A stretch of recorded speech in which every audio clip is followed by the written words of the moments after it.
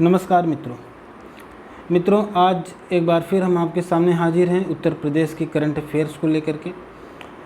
मित्रों, ये फरवरी माह का करंट अफेयर्स है और उत्तर प्रदेश स्पेशल का करंट अफेयर्स है। इसलिए दोस्तों यूपी के सभी एग्जामिनेशन के लिए बेहद महत्वपूर्ण है, चाहे वो यूपी पीसीएस का एग्ज़ाम हो, यूपी पीएससी अथवा यूपी ट्रिपल एससी के द्वारा आयोजित किया जाने वाला कोई भी एग्ज़ाम हो, चाहे लेखपाल हो या कोई सुपर टेट का एग्ज़ाम हो। ठीक है, यूपी के सारे एग्ज़ाम के लिए ये बहुत ही महत्वपूर्ण है दोस्तों। इसके पहले हमने जनवरी 2022 का जो है करंट अफेयर्स डिस्कस किया था। आज हम फरवरी के जो करंट अफेयर्स के जो न्यूज़ हैं उनका थोड़ा सा एनालिसिस करेंगे और उसमें क्या महत्वपूर्ण चीज़ें हैं जिस पर क्वेश्चन बन सकते हैं उसको थोड़ा सा मेंशन करेंगे। तो चलिए शुरू करते हैं दोस्तों। करंट अफेयर्स की इतनी है, दूसरी क्लास फरवरी माह की है, तो शुरू करते हैं। देखिए इसमें कुछ चीज़ें हैं, जैसे देखिए गोकुला जाट के बारे में जानकारी है। एमबीबीएस के 12 छात्रों ने राष्ट्रपति से जो इच्छा मृत्यु की मांग की है। इन सभी टॉपिक्स को भी हम देखेंगे और लास्ट में इसी को हम रिवीजन ही कर लेंगे। चलिए तो पहला देखिए क्या है उत्तर प्रदेश में। देखिए पहला गोकुला जाट, ये चर्चा में क्यों है। देखिए 31 जनवरी 2022 को किरावली में मुख्यमंत्री योगी आदित्यनाथ ने अपने भाषण में वीर योद्धा गोकुला जाट के योगदान का उल्लेख किया है। दोस्तों तो गोकुला जाट कौन है? एक वीर योद्धा है जिसको जो जाट समुदाय का है और कहाँ पर? किरावली में। तो किरावली जो प्लेस है ये इम्पॉर्टेंट है दोस्तों। 31 जनवरी 2022 को सीएम योगी आदित्यनाथ ने इनका उल्लेख किया है। अब देखिए क्या इनका योगदान रहा है, कैसा ये मतलब कि क्यों जानकारी में है। तो उल्लेखनीय है कि 1669-70 में, ठीक है, मथुरा क्षेत्र के जाटों ने, तो देखिए किरावली जो क्षेत्र है मथुरा का है, मथुरा के जाटों ने स्थानीय जमींदार गोकुला के नेतृत्व में विद्रोह किया था दोस्तों। तो देखिए यहाँ पर इम्पॉर्टेंट बात क्या है, ये जाट समुदाय आप जानते हैं जो हमारा पश्चिमी उत्तर प्रदेश है, मथुरा, आगरा और वहाँ का जो आपका क्षेत्र है, पश्चिमी उत्तर प्रदेश का क्षेत्र है, वो किसानों का क्षेत्र है। ठीक है, तो गोकुला जो एक ज़मींदार थे उनके नेतृत्व में एक विद्रोह हुआ था। अब देखिए इस विद्रोह के पीछे धर्म मुख्य कारण था, धार्मिक कारण था, क्योंकि शाही मुगल सरकार के स्थानीय अधिकारी अब्दुल नबी ने हिंदुओं के मंदिरों को नष्ट कर दिया था और उनकी महिलाओं का अपमान भी किया था। इसीलिए ये गोकुला जाट नामक जमींदार ने विद्रोह किया था। अब देखिए अगला पॉइंट इम्पॉर्टेंट क्या है। जाट विद्रोह उस समय हुआ जब मुगल सरकार किसी भी तरह से कमज़ोर या निर्बल नहीं थी। मुगल सेना ने जाटों का पीछा किया और नेता गोकुल को पकड़ा और मार डाला। तो दोस्तों ये ज़मींदार जो गोकुला जाट है ये मार डाला गया था, शहीद हो गया था। इसके बावजूद विद्रोह को पूरी तरह से दबाया नहीं जा सका। तो दोस्तों ये इम्पॉर्टेंट है। विदित हो कि स्थानीय ऐतिहासिक व्यक्तियों के योगदानों के प्रति जागरूकता बढ़ाने के उद्देश्य से सार्वजनिक स्थलों, भवनों एवं सड़कों आदि का नामकरण उन व्यक्तियों के नाम पर किया जा रहा है। इसी संदर्भ में गोकुला जाट के नाम पर किरावली में एक सड़क व चौक का भी नामकरण किया गया। दोस्तों ये इम्पॉर्टेंट फैक्ट है कि एक सड़क और चौक का नामकरण किया जा रहा है, ये बात इम्पॉर्टेंट है गोकुला जाट के नाम पर। ठीक है, तो आपने देखा कि 1669-70 के मथुरा के क्षेत्रों में गोकुला जाट के नेतृत्व में जो विद्रोह हुआ था धार्मिक आधार पर, क्योंकि हिंदुओं के मंदिरों को नष्ट कर दिया गया था, महिलाओं का अपमान हुआ था, इसी वजह से ये चीज़ें हुई थी। ठीक है, चलिए आगे बढ़ते हैं अगले टॉपिक पर। अगला टॉपिक दोस्तों बड़ा संवेदनशील है। एमबीबीएस के 12 छात्रों ने राष्ट्रपति से इच्छा मृत्यु की मांग की, क्योंकि देखते हैं चर्चा में क्यों है। 1 फरवरी 2022 को यूपी के सहारनपुर ज़िले में, कहाँ दोस्तों? सहारनपुर ज़िले में, सहारनपुर ज़िले के ग्लोकल मेडिकल कॉलेज के एमबीबीएस के 12 छात्रों ने राष्ट्रपति को ज्ञापन भेजकर इच्छा मृत्यु की मांग की। कारण क्या है दोस्तों? ये क्या विरोध प्रदर्शन कर रहे हैं? ठीक है, क्या इनका मतलब कहने का तात्पर्य है? जनपद गांव के महेशपुर निवासी छात्रों का नाम देखिए दिया हुआ है। निवासी छात्र शिवम शर्मा, सहारनपुर के विभोर गोस्वामी, मुजफ्फरनगर के रिजवान और विघ्नेश कलेक्ट्रेट पहुंचकर सिटी मजिस्ट्रेट विवेक चतुर्वेदी को राष्ट्रपति के नाम ज्ञापन दिया। इनमें 12 छात्र छात्राओं के प्रार्थना पत्र राष्ट्रपति के नाम थे।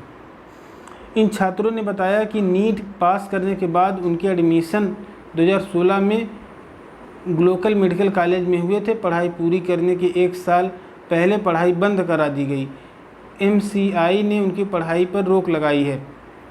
छात्रों का आरोप है कि कॉलेज प्रबंधन ने उन्हें कोई इसकी जानकारी नहीं दी, उन्हें कोर्ट से भी राहत नहीं मिल सकी, उनका जीवन अंधकारमय हो गया है, इसलिए वे इच्छा मृत्यु की मांग कर रहे हैं। मतलब दोस्तों कहने का मतलब ये जो अन्याय इनके साथ हुआ है, इनकी पढ़ाई जो बंद करा दी गई थी 1 साल पहले, इसीलिए इन्होंने अपना ये नाराज़गी जाहिर की है एक तरीके से। तो दोस्तों ये वैसे जो टॉपिक है ये मेंस के लिहाज से इम्पॉर्टेंट है, प्रीलिम्स में इसकी संभावना कम है। हालांकि सहारनपुर जो है और ये जो है सहारनपुर ज़िला जो है, ठीक है, जहाँ कर ये लोकल मेडिकल कॉलेज जो है, इसको आप याद रखिएगा। चलिए आगे बढ़ते हैं अगले अपने टॉपिक की ओर। बखीरा वन्य जीव अभयारण्य रामसर स्थल घोषित। वेरी वेरी इंपॉर्टेंट दोस्तों, मोस्ट इम्पॉर्टेंट क्वेश्चन नोट कर लीजिए, वेरी इंपॉर्टेंट, मोस्ट इम्पॉर्टेंट है दोस्तों। बखीरा वन्यजीव अभयारण्य रामसर स्थल घोषित हुआ गया। देखिए 2 फरवरी 2022 को क्या था, विश्व आर्द्र भूमि दिवस था। इसी अवसर पर केंद्रीय पर्यावरण मंत्री भूपेंद्र यादव ने हरियाणा के गुरुग्राम के सुल्तानपुर राष्ट्रीय पक्षी उद्यान में आयोजित कार्यक्रम में यूपी के बखीरा वन्यजीव अभयारण्य और गुजरात के खिजड़िया वन्यजीव अभयारण्य को रामसर स्थल घोषित किया।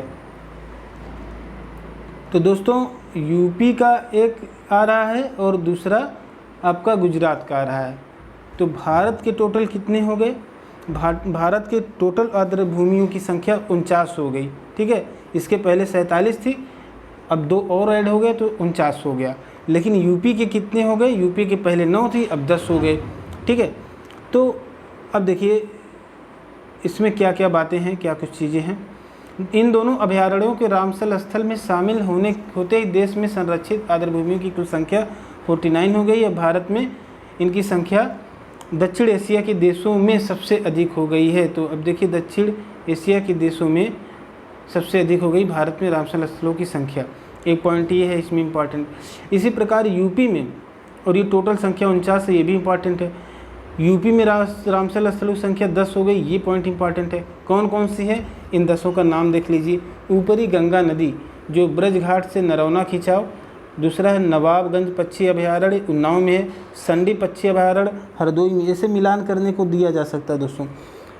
समसपुर पक्षी अभयारण्य रायबरेली, समन पक्षी अभयारण्य मैनपुरी, पार्वती अर्गा पक्षी अभयारण्य गोंडा में है, सरसई नवार झील इटावा में है, सुर सरोवर झील या कीथम झील आगरा में है, और 9वां है हैदरपुर वेटलैंड, ठीक है।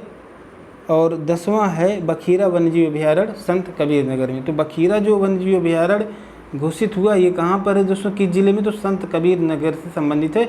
इतना तो आपको पता ही होना चाहिए क्योंकि करंट में अपडेट किया गया है इसे। अब देखिए आगे, यूपी के संत कबीर नगर जनपद में बखीरा वन्यजीव अभयारण्य की बड़ी संख्या में मध्य एशियाई पक्षियों की प्रजातियों के लिए सर्दियों में सुरक्षित और अनुकूल स्थल प्रदान करता है। तो यहाँ पर सर्दियों में कहाँ से पक्षी आते हैं, मध्य एशिया के पक्षियों की प्रजातियाँ आती हैं। इस अवसर पर भारत की आर्द्रभूमि भौतिक रूप से अहमदाबाद के स्पेस एप्लीकेशन सेंटर द्वारा तैयार किया गया राष्ट्रीय आर्द्रभूमि दशकीय परिवर्तन एटलस भी जारी किया गया, जो पिछले 1 दशक में आर्द्रभूमि में हुए परिवर्तनों पर प्रकाश डालता है। उल्लेखनीय है कि रामसर संधि आर्द्रभूमि के संरक्षण और कुशलता से उपयोग के लिए एक अंतर्राष्ट्रीय संधि जिस पर 2 फरवरी 1971 को ईरान के रामसर शहर में हस्ताक्षर किए गए। दोस्तों ये भी इम्पॉर्टेंट है, 2 फरवरी 1971 को कहाँ, ईरान के रामसर शहर में हस्ताक्षर किए गए थे।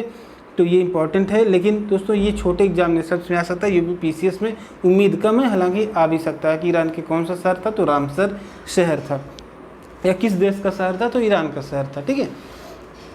अब रामसर दे दिया तो राम के नाम पर, तो बहुत लोग समझे कि भारत का कोई अगर वहाँ स्टेट दे देगा तो उसको लगा कर चले आ सकते हैं जिनको ना पता हो तो इसलिए ये पॉइंट याद रखना ज़रूरी है। लेखपाल में प्रश्न आ सकता है शायद, लेकिन UPPCS के लिए भी इम्पॉर्टेंट है। PCS के लिए जो भी करंट के अपडेट पॉइंट्स थे अभी हमने जो अभी डिस्कस किए, एक तो 49 जो संख्या हो गई पूरे भारत में, और यूपी में 10 हो गई, और 10 के जो नाम हैं उनकी वो जिनके मतलब उनके स्थल हैं, उनके ज़िले जो उनसे हैं, ठीक है, उनके स्थान हैं, उनको मिलान करने का एक आ सकता है। तो इस टाइप के इसको तैयारी की जा सकती है।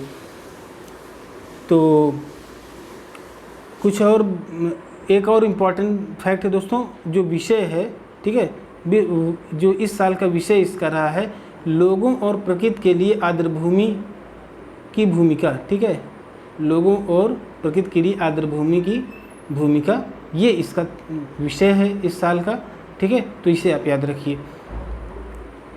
जो मानव और धरती की स्वास्थ्य के लिए आर्द्रभूमि संरक्षण तथा सतत उपयोग को सुनिश्चित करने के लिए किए जाने वाले जो है उस पर प्रकाश डालता है, ठीक है। तो ये चीज़ें हैं, इनको आप देखिए।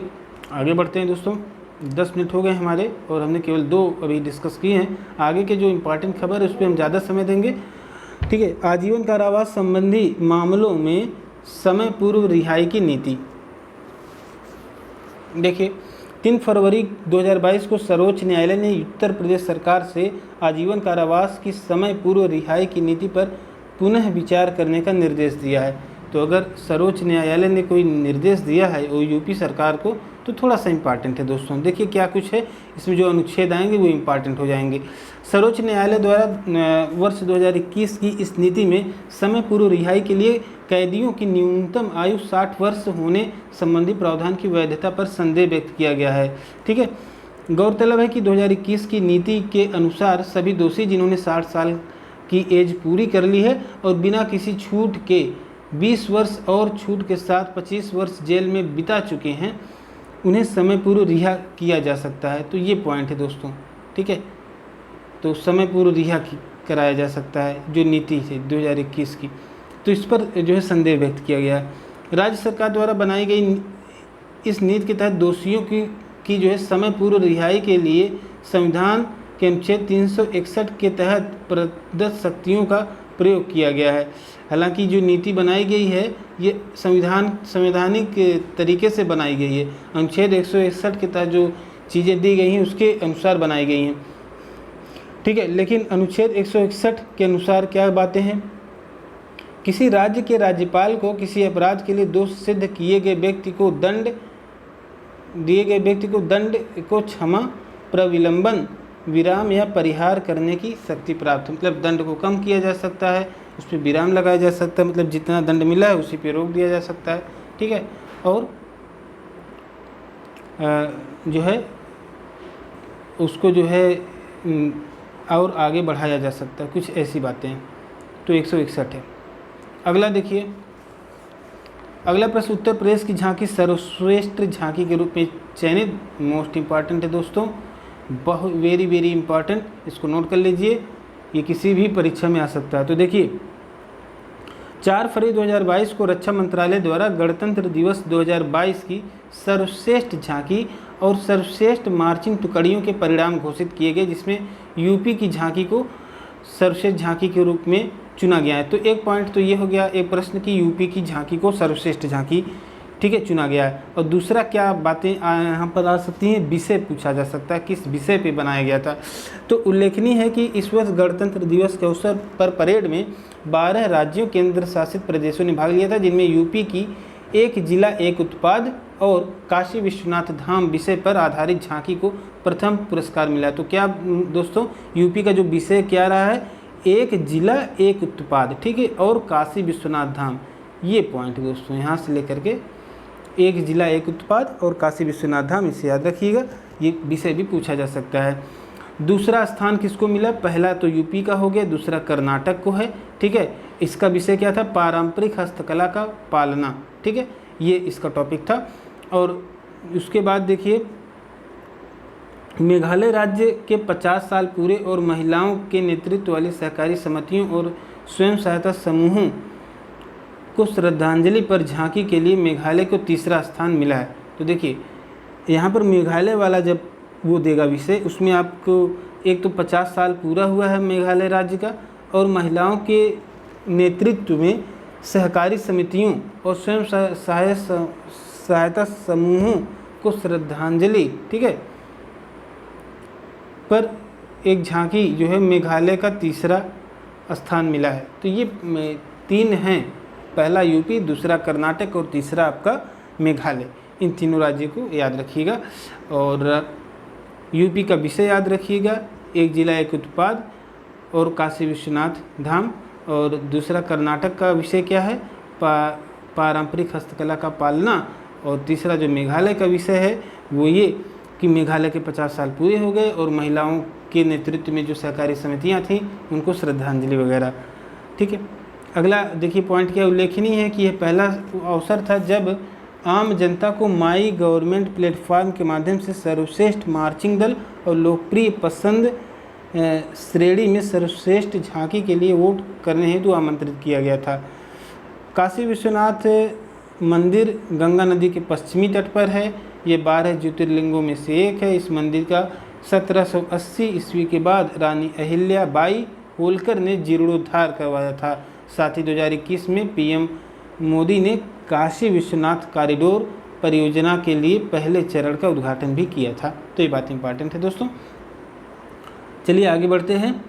भारत की documentary feature writing with fire.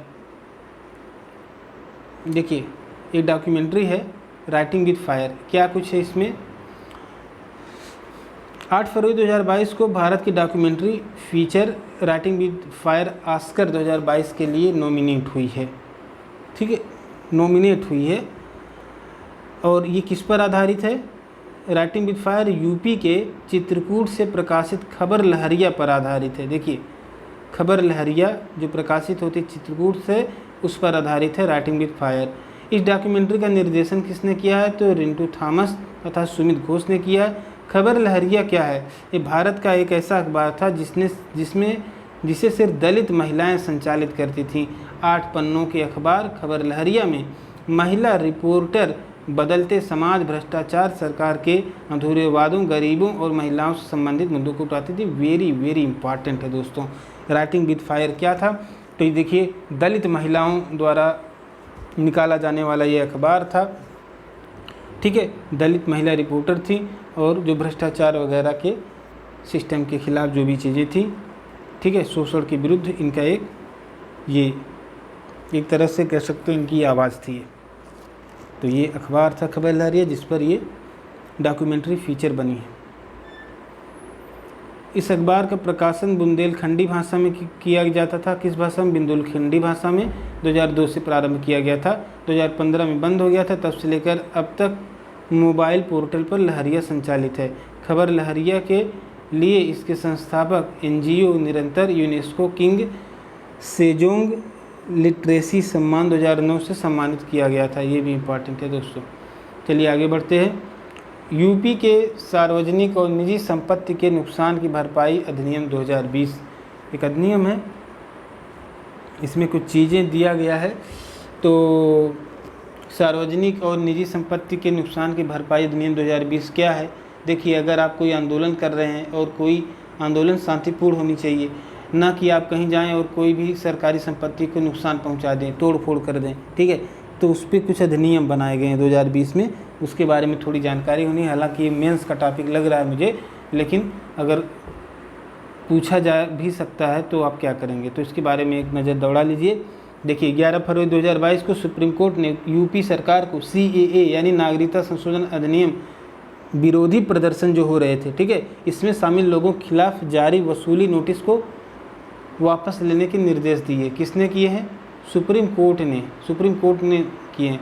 मतलब कि वो लोग विरोध प्रदर्शन कर रहे थे और कुछ चीज़ें नुकसान हो गई। ठीक है, अब उनके खिलाफ कुछ जो वसूली नोटिस जारी हुई थी उसको वापस करने का जो है वापस लेने का निर्देश दिया सुप्रीम कोर्ट ने। अब देखिए क्यों इसमें वो कॉन्फ्लिक्ट हो रहा है कोर्ट और सरकार के अधिनियम में, क्या कुछ है। देखिए सुप्रीम कोर्ट ने कहा है कि यूपी सरकार द्वारा दिसंबर 2019 में की गई कार्रवाई न्यायालय द्वारा निर्धारित नियमों के विपरीत थी, क्योंकि यूपी सरकार ने आरोपियों की संपत्तियों को कुर्क करने के लिए कार्रवाई में खुद एक शिकायतकर्ता, निर्णायक और अभियोजक की तरह काम किया है, इसलिए इसे कायम नहीं रखा जा सकता। ये सुप्रीम कोर्ट का तर्क है।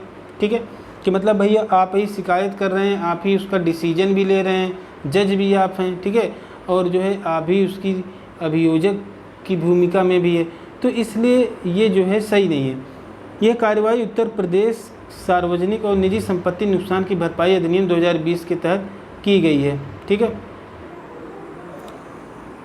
अब देखिए दोस्तों, इस अधिनियम के तहत उत्तर प्रदेश के राज्यपाल द्वारा सार्वजनिक और निजी संपत्ति की नुकसान की वसूली के दावे के लिए अधिकरण के गठन का प्रावधान किया गया है, जिसका नेतृत्व राज्य सरकार द्वारा नियुक्त एक सेवानिवृत्त जिला न्यायाधीश द्वारा किया जाएगा।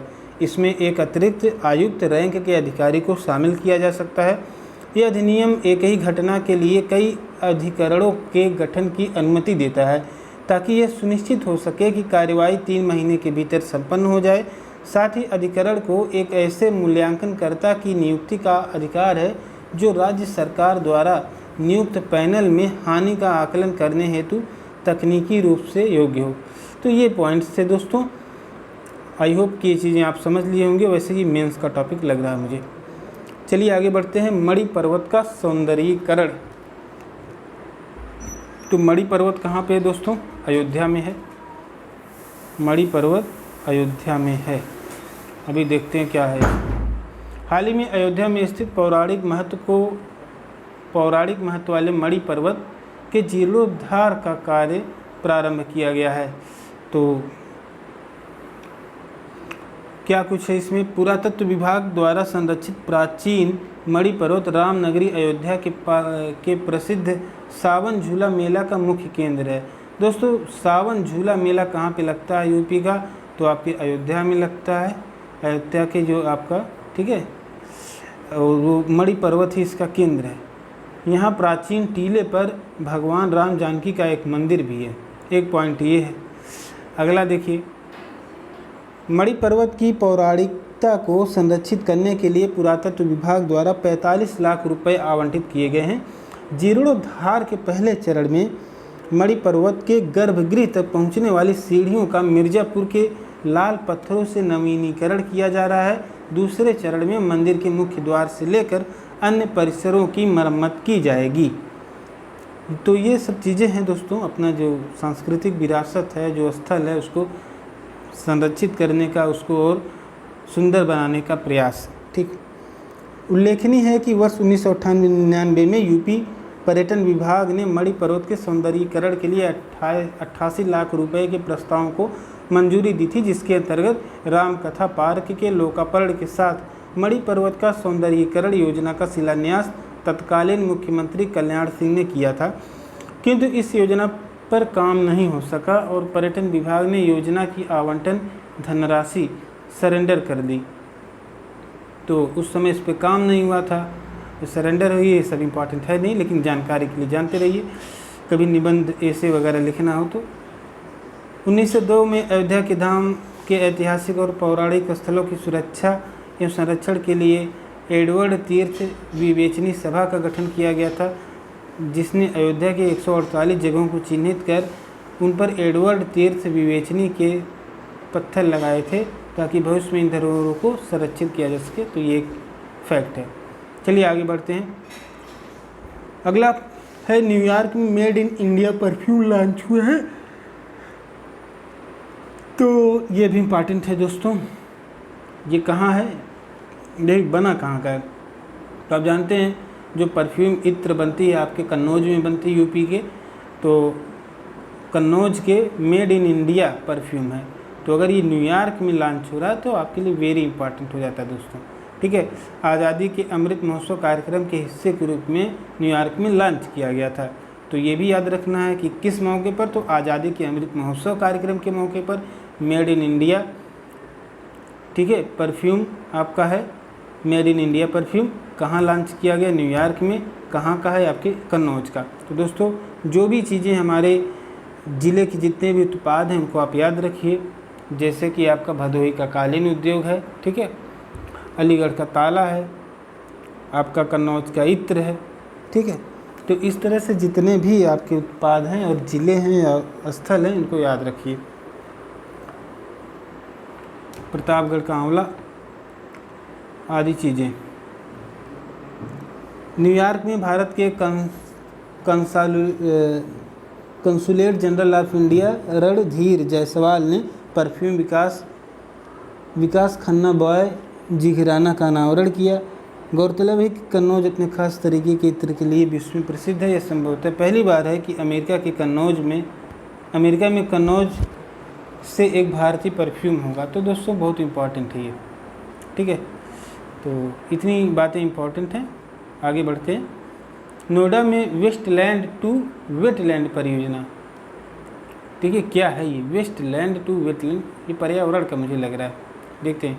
नोएडा में वेस्टलैंड टू वेटलैंड परियोजना की तर्ज पर 54 डंपिंग ग्राउंड को समुद्री बीच के रूप में विकसित करने का कार्य किया जा रहा है। ये भी इम्पॉर्टेंट दोस्तों, क्योंकि जो चीज़ें पर्यावरण को संरक्षित करने को लेकर के हैं या आपके रिसोर्सेज को इस तरह से यूटिलाइज करने की हैं जिससे जो है हम जो है पर्यावरण को कुछ दे सकें, तो ये चीज़ें इम्पॉर्टेंट हो जाती हैं।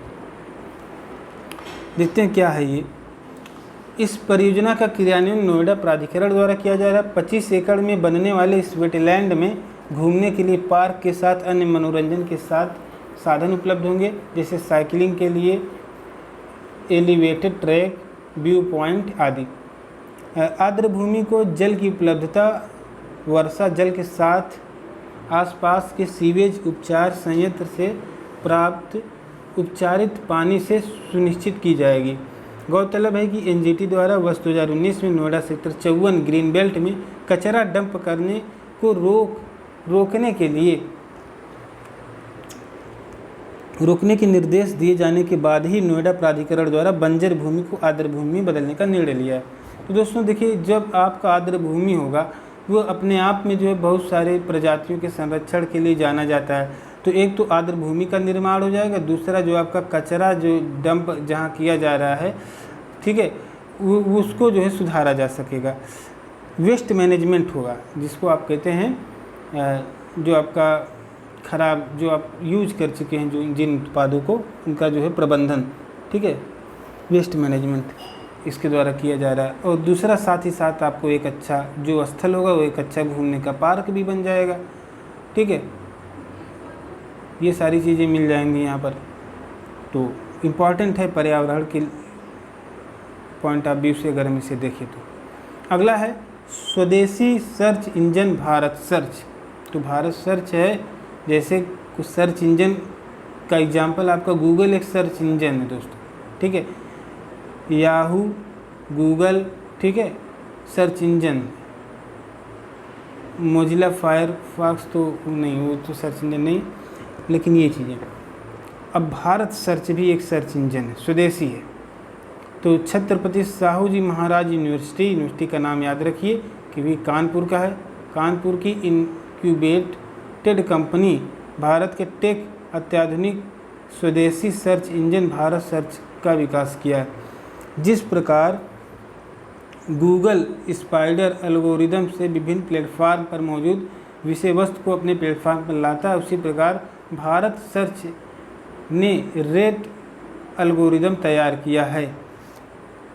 देखिए, गूगल का जो एल्गोरिदम है वो स्पाइडर एल्गोरिदम है और भारत सर्च का है रेट एल्गोरिदम। तो ये भी विभिन्न प्लेटफार्म पे मौजूद है। जैसे आप गूगल पे कोई चीज़ सर्च कर रहे हैं, ठीक है, अगर वो गूगल पे नहीं मौजूद है, मान लीजिए किसी ने फेसबुक पे पोस्ट किया है और आपने हूबहू वही चीज़ टाइप कर दी, तो उसका फेसबुक का लिंक वहाँ पे आ जाएगा। आप ओपन करके उस चीज़ को सर्च कर लेते हैं। तो उसी तरह से आपका जो भारत सर्च जो आपका वो होगा सर्च इंजन, वो भी वैसे ही काम करेगा कि मतलब किसी ने ट्विटर पे कुछ डाला हुआ है या किसी और प्लेटफार्म पे डाला हुआ है, तो उसको आप सर्च करेंगे गूगल पे, अगर संयोग से कहीं नहीं है तो जो है वो वहाँ पर आपको प्रदर्शित कर देगा, ठीक है। जिस भी आप उसमें से चूज़ करना चाहें वहाँ जा कर के उसके परिणाम को देख सकते हैं। सर्च इंजन के बारे में थोड़ी जान लीजिए कि सर्च इंजन एक प्रोग्राम है जो डेटाबेस में उपयोगकर्ता द्वारा निर्दिष्ट की गई वर्ड या वर्णों से मेल खाते हुए विषय की खोज करता है और उन्हें पहचानता है। इसका उपयोग विशेष रूप से वर्ल्ड वाइड वेब पर, ठीक है, विशेष साइटों को खोजने के लिए किया जाता है, ठीक है। तो www है वर्ल्ड वाइड वेब, ठीक है। Search engine web crawling, indexing तथा सर्चिंग आदेश से संचालित होता है। इसके अतिरिक्त कंपनी द्वारा विश्व का मानचित्र देखने के लिए बी मैप्स ईमेल भेजने के लिए, बी मेल, ऑनलाइन मीटिंग एवं डेटा शेयरिंग के लिए न्यूनतम तथा पढ़ाई के लिए बी बुक एप्लीकेशन तैयार किए गए हैं। तो ये जो पॉइंट है। अगला देखिए क्या है, संजय गांधी पीजीआई में रोबोट से 2 बच्चों का जटिल ऑपरेशन। ठीक है, तो रोबोट से अगर जटिल ऑपरेशन हुआ है, थोड़ा सा अनोखी चीज़ है। तो कहाँ पे हुआ? संजय गांधी पीजीआई में हुआ है। बस खाली इतना याद रखिए, इसमें ज़्यादा हम एक्सप्लेन नहीं करेंगे। मेंस देना हो तो इसको थोड़ा सा पढ़ लीजिएगा।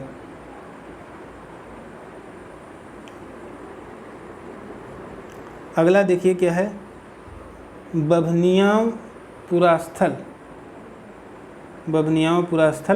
20 फरवरी 2022 को वाराणसी जिले की राजा तालाब तहसील के बभनियाओं में 4000 वर्ष पुरानी सभ्यता की पुष्टि के लिए बीएचयू के इतिहास एवं पुरातत्व विभाग द्वारा पुनः उत्खनन प्रारंभ किया गया है।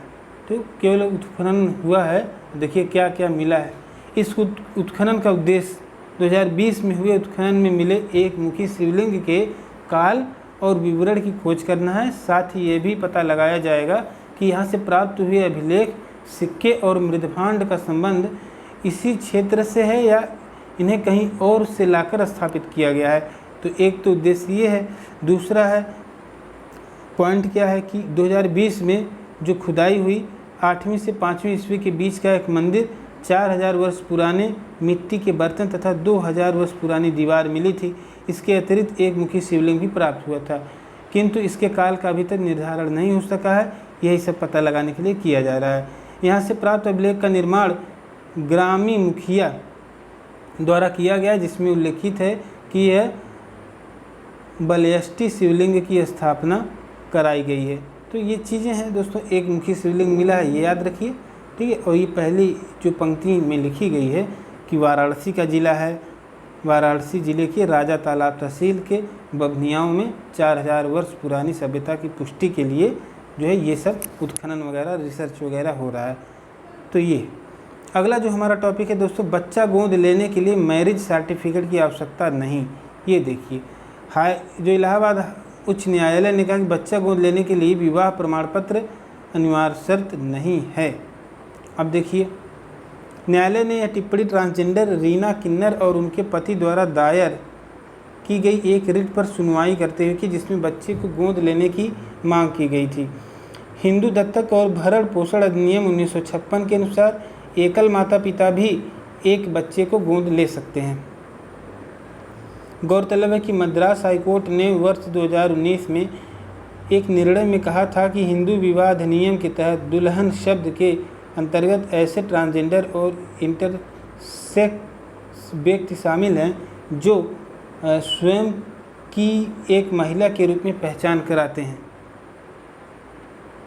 ठीक है, ट्रांसजेंडर के कल्याण तथा उनके विरुद्ध होने वाले भेदभाव को समाप्त करने के लिए संसद द्वारा वर्ष 2019 में ट्रांसजेंडर व्यक्ति अधिकारों का संरक्षण अधिनियम 2019 को पारित किया गया था, जिनमें ट्रांसजेंडर व्यक्ति के साथ होने वाले भेदभाव को पूरी तरह से प्रतिबंधित किया गया है, जिसमें निम्नलिखित के संबंध में सेवा प्रदान करने से इनकार करना या अनुचित व्यवहार करना शामिल है।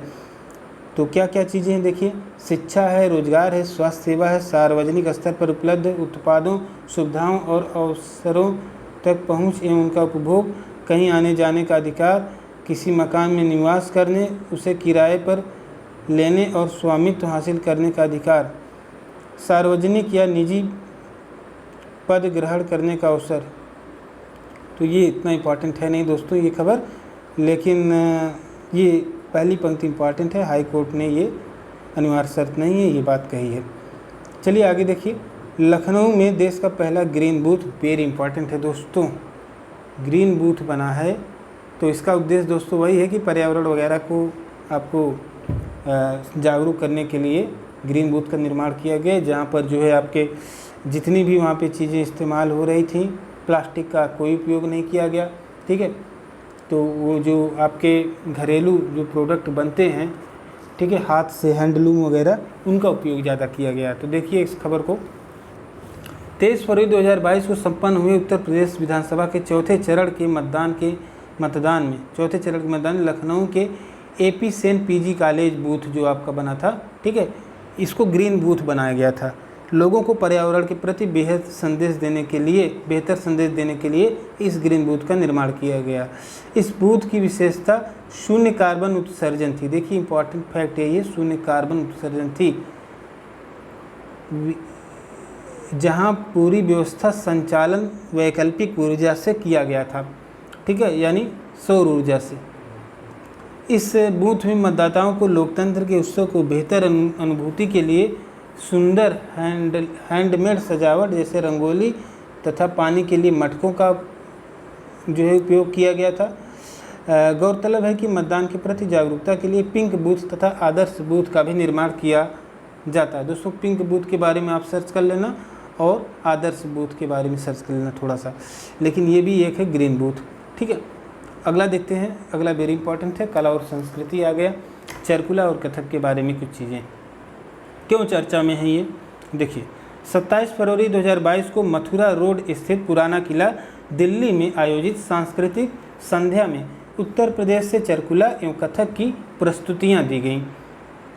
तो 27 फरवरी 2022 को मथुरा रोड स्थित पुराना किला दिल्ली में आयोजित, ठीक है, कहाँ पर, पुराना किला दिल्ली, सांस्कृतिक संध्या में उत्तर प्रदेश से चरकुला एवं कथक की प्रस्तुतियां दी गईं। संस्कृति संध्या का उद्घाटन केंद्रीय विदेश एवं संस्कृति राज्य मंत्री मीनाक्षी लेखी ने किया, ठीक है। तो आपकी केंद्रीय विदेश एवं संस्कृति मंत्री जो कौन है, मीनाक्षी लेखी, राज्य मंत्री हैं, ये कैबिनेट मंत्री नहीं है। तो आपका जैसे मंत्रियों का नाम जो पूछा जाता है वो ग्रुप डी के एग्जामिनेशन में, UPSSC के एग्जामिनेशन में भी पूछा जा सकता है, UPPCS में इनका नाम नहीं पूछा जाएगा। लेकिन जो घटना है, ठीक है, जैसे उसके बारे में पूछा जा सकता है। तो ये आयोजन आज़ादी के अमृत महोत्सव के तहत विदेश मंत्रालय एवं भारतीय संस्कृति संबंध परिषद द्वारा किया गया था। इसमें 25 राज्यों के 175 कलाकारों ने प्रस्तुतियां दी, जिनमें उत्तर प्रदेश का चरकुला और कथक शामिल हैं। चरकुला उत्तर प्रदेश के ब्रज क्षेत्र में किया जाने वाला नृत्य है। इस नृत्य में महिलाएं अपने सिर पर बड़े बहुस्तरीय वृत्ताकार लकड़ी के पिरामिडों को रखकर कृष्ण के भक्ति गीतों पर नृत्य करती हैं। तो चरकुला है, ठीक है। और दूसरा कथक देखिए, भारत के शास्त्रीय नृत्यों में से एक है जो मुख्य रूप से उत्तर भारत में प्रदर्शित किया जाता है। कथक का नृत्य एक विशिष्ट विधा के रूप में विकास 15वीं और 16वीं शताब्दी में भक्ति आंदोलन के प्रसार के साथ हुआ था। यह अवध के अंतिम नवाब वाजिद अली शाह के संरक्षण में प्रमुख कला के रूप में विकसित हुआ और इसके प्रमुख कलाकारों में बिरजू महाराज हैं, ठीक है, इम्पॉर्टेंट है, नाम का उल्लेख है, नाम उल्लेखनीय, जिनका अभी हाल ही में निधन हुआ है। तो दोस्तों बिरजू महाराज, पंडित बिरजू महाराज का नाम याद रखिएगा, ठीक है। और कथक की बात आई है तो कथक यहाँ का है आपका, कथक और चरकुला, ठीक है। चलिए आगे बढ़ते हैं, अगला देखते हैं क्या है हमारा टॉपिक फिनिश। चलिए बहुत अच्छी बात है, 38 मिनट में हमने पूरा टॉपिक कवर कर लिया, ठीक है। उत्तर प्रदेश कितनी टॉपिक, अच्छा इतना ही था। तो देखिए अब थोड़ा सा रिवीजन मार लें। देखिए गोकुला जाट के बारे में हमने बताया था, तो इनका संबंध कहाँ से दोस्तों, आपके मथुरा, ठीक है, मथुरा।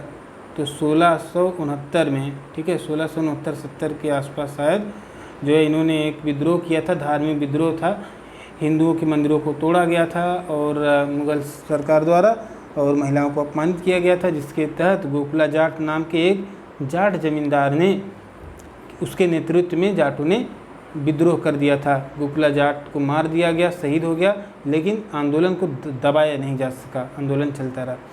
अगला है MBBS के 12 छात्रों ने राष्ट्रपति से इच्छा मृत्यु की मांग की। तो दोस्तों इनकी जो मतलब कि जो एडमिशन हुआ था इनका, उसके बाद इनकी पढ़ाई पूरी नहीं हो पा रही, तो उसमें कुछ समस्या थी, इसलिए विरोध किए। अगला मोस्ट इम्पॉर्टेंट क्वेश्चन दोस्तों, बखीरा वन्यजीव अभयारण्य रामसर स्थल घोषित हो गया। तो भारत में कितने हो गए, 49, और यूपी में कितने हो गए, 10, ठीक है, 10। ठीक है। और बाकी चीज़ें अभी डिटेल में आप देखे ही चुके हैं। आगे देखिए, आजीवन कारावास संबंधी मामलों में समय पूर्व रिहाई की नीति की आलोचना की गई दोस्तों, तो एक पॉइंट ये है। अगला है, यूपी की झांकी सर्वश्रेष्ठ झांकी के रूप में चयनित हुई है। तो दोस्तों यूपी की झांकी है तो यूपी इम्पॉर्टेंट है, ठीक है। और झांकी का विषय क्या था? एक जिला एक उत्पाद और काशी विश्वनाथ धाम, ये इसका विषय था। दूसरे स्थान पे कौन था झांकी में? आपका कर्नाटक था। और तीसरे स्थान पे कौन था? मेघालय था। कर्नाटक का क्या विषय था दोस्तों? कर्नाटक का विषय आप कमेंट बॉक्स में लिखिएगा।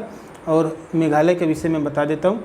मेघालय का विषय था, मेघालय के 50 वर्ष पूरे हुए और जो महिलाओं का जो नेतृत्व था, जो समितियों, सहकारी समितियों वगैरह में, उनको श्रद्धांजलि दी गई थी। तो वो मेघालय का विषय था। और यूपी का विषय था एक जिला एक उत्पाद और काशी विश्वनाथ धाम। और कर्नाटक जो दूसरे नंबर पे, उसका क्या विषय था वो आप कमेंट बॉक्स में ज़रूर लिखिएगा, अगर आप ये वीडियो देख रहे हैं तो। चलिए आगे बढ़ते हैं। भारत की documentary feature writing with fire के बारे में। देखिए, पहली बात तो राइटिंग विद फायर है दोस्तों, जो आपका खबर लहरिया, ठीक है। तो ये जो था चित्रकूट से, मतलब कि ये चलने वाला एक अखबार था जिसे दलित महिलाओं द्वारा चलाया गया था। तो महिलाओं के शोषण, महिलाओं के ऊपर अत्याचार, गरीबी के ऊपर अत्याचार, शासन में भ्रष्टाचार आदि के विरुद्ध आवाज़ उठाने के लिए ये खबर लहरिया का मतलब कि जो चलाया गया था, उसी पर डॉक्यूमेंट्री फीचर फिल्म बन रही है, राइटिंग विद फायर, ठीक है, उसी पर आधारित है। तो डिटेल में अपने आपने देखा ही है। अगला है दोस्तों, उत्तर प्रदेश के सार्वजनिक और निजी संपत्ति के नुकसान की भरपाई अधिनियम 2020। तो जैसा कि हमने अभी आपको बताया था कि सीए का जो विवाद हुआ था, उस दौरान, आंदोलन के दौरान जो संपत्तियां जो वो हो गई थी, नुकसान हो गई थी, सरकारी संपत्तियां जो तोड़ फोड़ हो गई थी, तो उस पर यूपी सरकार ने बहुत सारे लोगों पे मुकदमा दर्ज कर दिया था।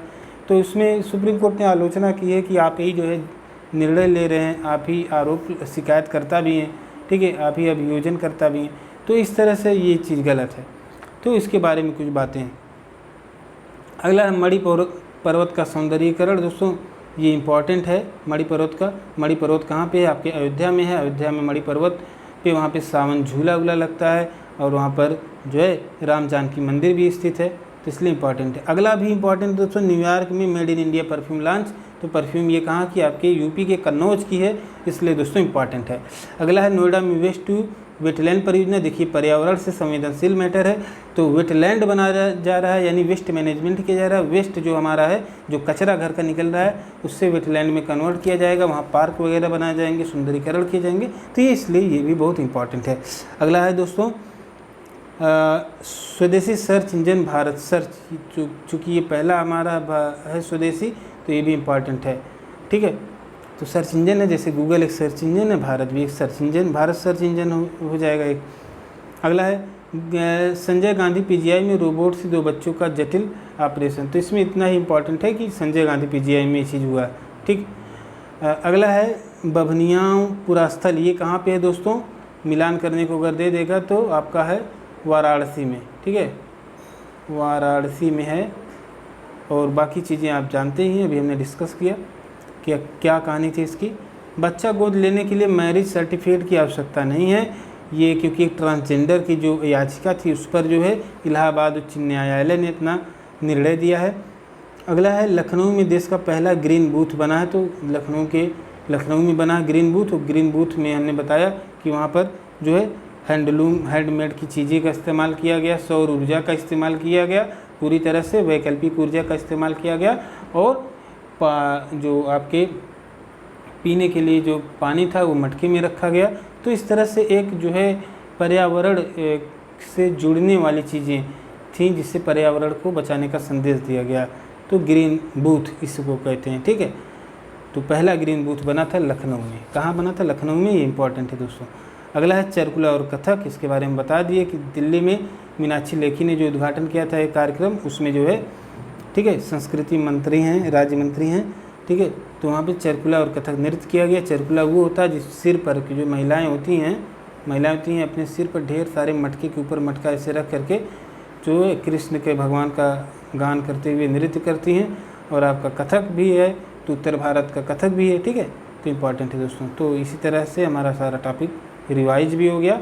इसको आप जो है इस तरह से धीरे धीरे ऐसे करके आप कहीं से भी इसको आप रिवीजन इसका कर सकते हैं। Thank you so much for watching this video. और लास्ट में दोस्तों, क्योंकि दृष्टि IAS का जो हमारा ये कंटेंट है, इसलिए मैं इसका पूरा जो भी वो है, क्या बोलते हैं यार, जो भी क्रेडिट है,